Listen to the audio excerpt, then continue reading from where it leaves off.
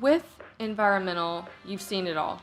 Um, what would you say is the number one most common misconception working with retail agents when it comes to environmental insurance coverage?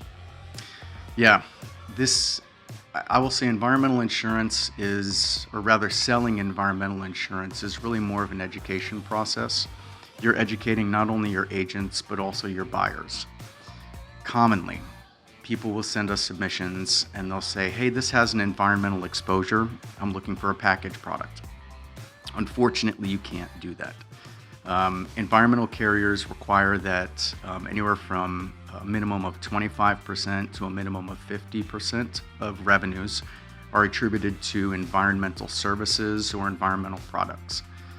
And, commonly we get things like a pesticide applicator, and they'll say they want a package. And within the environmental industry, you can't do that. Yes, they have an environmental exposure, but pesticide application is not environmental.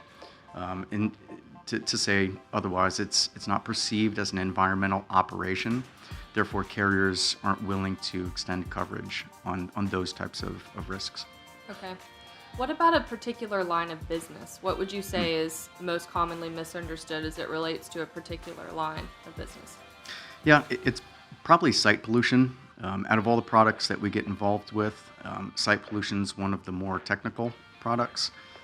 Again, like we spoke about before, it's quite multidisciplinary. It brings in many different stakeholders, and trying to get some of the key concepts across to your agent and your buyer becomes a little bit challenging sometimes. For example, it is possible to cover pre-existing pollution conditions. And what that means is a pollution condition that commenced in whole or in part prior to policy inception. Contrast that to new conditions, and that would be a pollution condition that commences in its entirety subsequent to policy inception. The greater insurance industry is really focused on new conditions. In other words, we're looking to cover prospective risk, what hasn't happened yet. With site pollution, you can cover something that's already happened, but perhaps not discovered. So understanding that concept of pre-existing, as well as known versus unknown, so whether it's discovered or not, and then how do you craft language around that simultaneously balances the risk tolerance of a carrier versus the needs of your buyer. So it becomes quite interesting and fun.